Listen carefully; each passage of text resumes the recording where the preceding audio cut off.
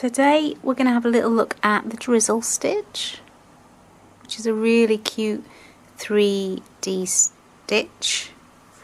I learnt it when I was trying to do a whole lot of sort of moss and grass and all different types of 3D stitches for a very sort of natural piece.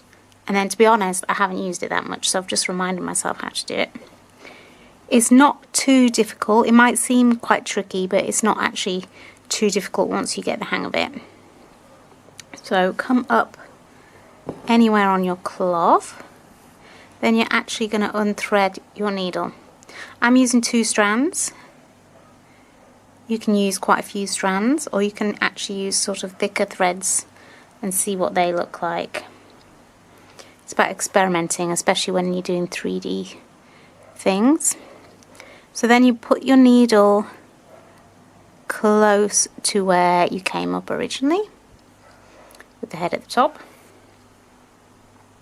You're going to take your thread and twist it round your finger and then slip that over your needle.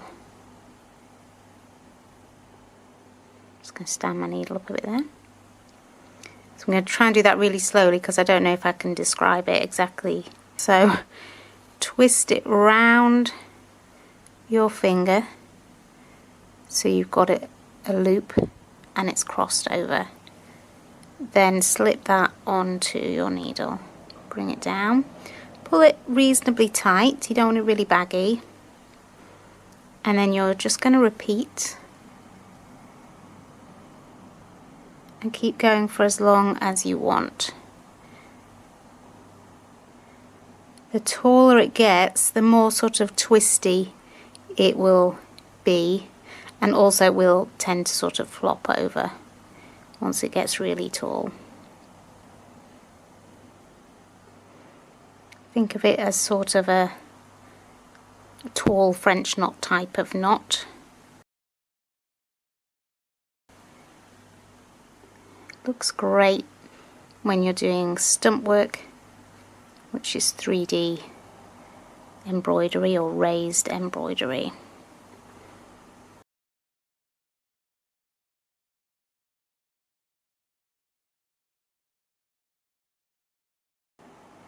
And when you're ready, you need to thread it back through your needle. So I am just going to use a needle threader here to make it super easy.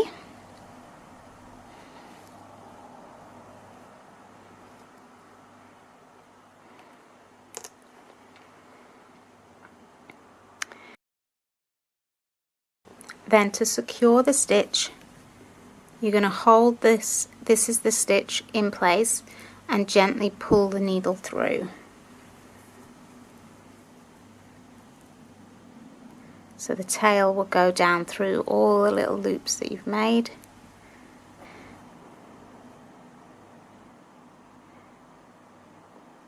Just untwist it a little bit there. So come up.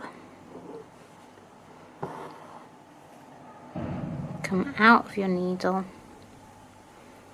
come right close to where you first came up to pop your needle in, and then start making the loops, which I'm going to pull pretty tight this time. You can't pull too tight though, because then you might have a problem pulling the needle through all these loops. But I want you to see a slightly tighter one.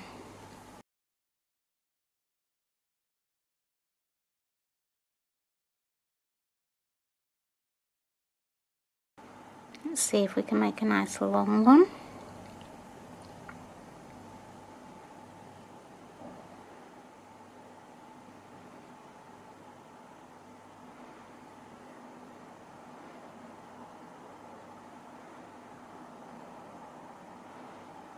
There we go, it's getting full now. See it twisting a little bit, but that's okay.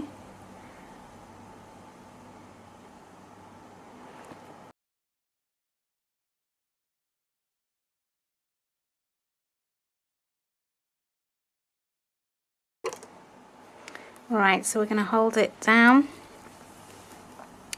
and pull it through.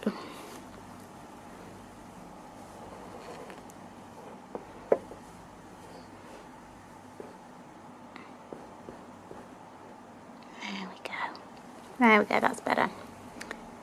So you can see a nice swirl effect around the edge. It's tall, so it's not too tall, it will stand up.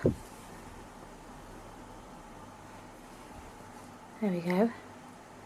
That is your drizzle stitch.